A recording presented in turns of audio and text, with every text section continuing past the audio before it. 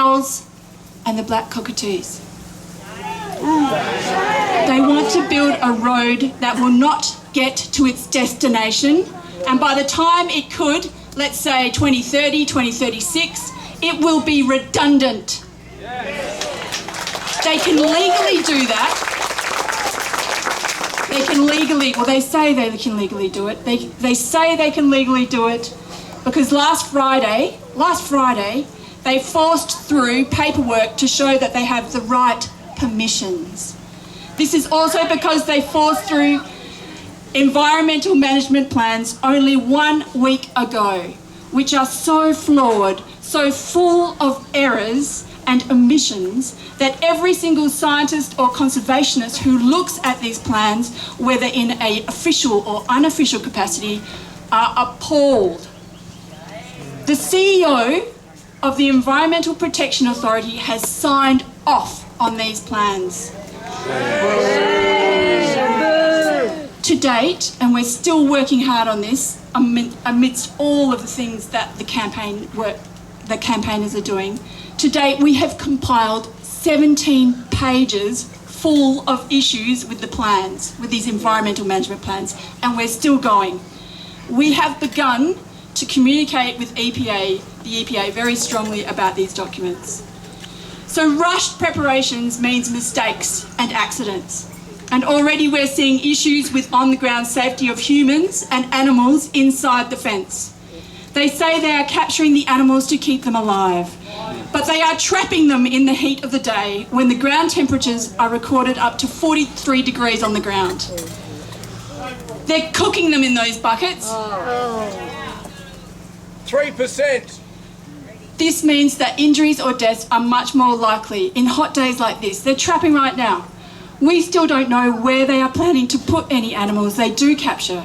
The ones that survive that ordeal are vulnerable to wherever they go, because wherever they go is already full, and they just get killed or predated by other things. It's already full.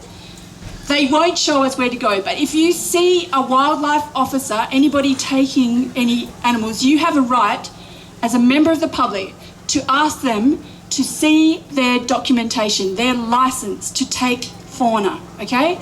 And you just politely, kindly ask them to see their documentation and take a photo of it, all of the pages. We want that information, okay? They need to provide it for you. If they're not providing it, then you need to speak to their supervisor because they are unlawful, okay? No, you can't arrest them. Joe, you can't arrest them, all right? Joe Valentine. Okay. Look, the point is, good on you, Joe. So look, there are very few places left. More than 20% of the wetlands on the Swan Coastal Place have gone. There's only 10% in the urban area left. What the hell are they doing, Another problem that we found is that there has been historical old dumping of asbestos in there, right? So they haven't cleared it off for all the walkers or the police on horseback, all the people that are moving up and down all the time. They haven't cleared it. So we are also asking WorkSafe to check out the area and close it down. Close it down. And if you're a part of a union, if you're a part of the CFMEU or the police union, please talk to your representatives about getting that place shut down. It is unsafe, okay? There should not be anybody moving in that area. We are asking for all of our supporters to call the Premier at least once. To be honest, you could do it 24/7. You can call and keep calling, and we have a get out your phone now and put this in so that you can robocall. You can robocall the Premier, right? We have heard that their office is in meltdown because of our calls. Let's keep up that pressure.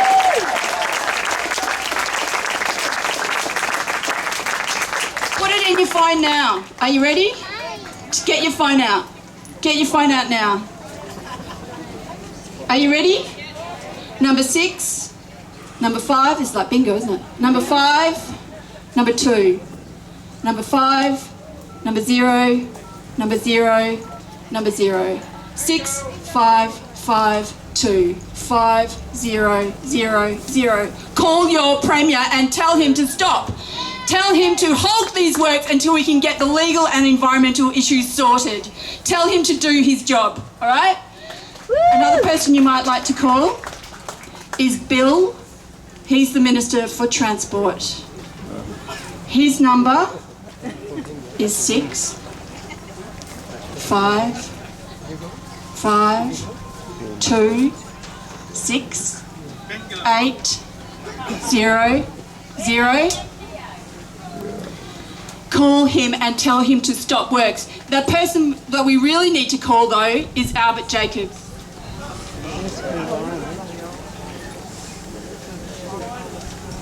Albert Jacobs could stop this right now if he wanted to. He could stop it now and he could get people to have a look at what's going on in there. He could ask for surveys, he could ask for time. Don't listen to them when they say, oh, it's all Bill's fault, or it's all the Premier's fault, or it's all somebody else's fault. They are responsible, okay? They could stop it now. His number is...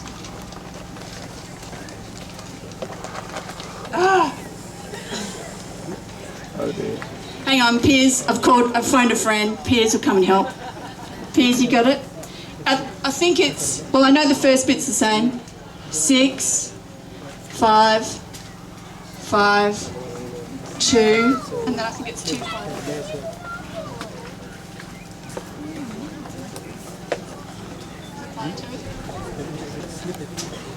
No, that's his that's his electrical.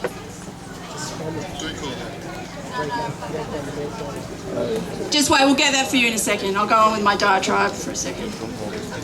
Sorry, I did ask, I mean, you know, we don't have enough to do, but... All right. So we do have lots and lots of actions that you can take, okay? So there's a bucket going around with donations. Please put into that bucket. You could also, our legal campaign donation is still live. You can access that through Save Beeliar Wetlands website. We're still going live with that. We're still accepting donations. At the back here, oh, here we go. 6, 5, 5, 2, 8, 5, sorry, 8, 0, 0. That's 6, 5, 5, 2, 5, 8, 0, 0. Don't just call once. Don't just call once. That's Albert Jacobs. He's the Minister for the Environment. For the environment. He has done nothing. Minister for Leiden. Okay. This government has abdicated their responsibility. You know, they're at the term, at the end. So, before you go today, we would like you to take one of these photocopied sheets. It's called Take Action. There are 500 here. There's probably, oh, it actually looks like there's about 1,200 people here. So, but if you can, grab one of these, right? The information desk over here. There's also water here, sunscreen.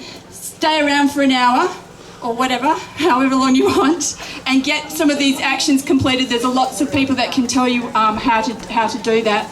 But I want you to know that at best, right, at the very, very best, the fence that is now surrounding Coolbellup has an uncertain legality. Because if we win, it will not be legal. Do you know what I'm saying here? It has an uncertain legality. Yeah, when we win, that's right. But already we know that its ethical status is bankrupt. Ethically, 1 week away from a court hearing, they should not be putting something like that up. They should not be taking fauna out of there, okay? So it is a symbol, and it's a practical example of the kind of decision that brings down governments.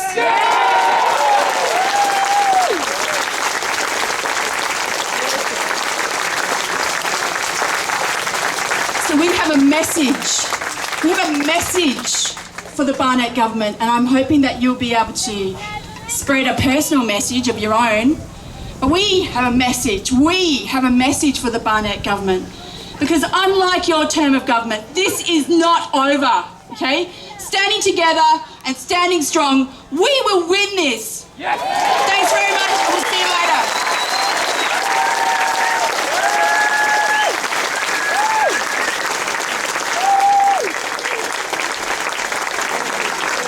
One more thing. If you see these little blue things, they're a way of showing solidarity. You know, sometimes we can't always wear our Say No to Rose shirts or our campaign, you know, things at work. But we want you to get about with one of these all the time. Get it out there, okay? Put it in people's minds. There are some around. Find Mary. And thank you, everybody. Thank you so much for being here. We really, really, really appreciate it on such a hot day. We can win this. Let's do it.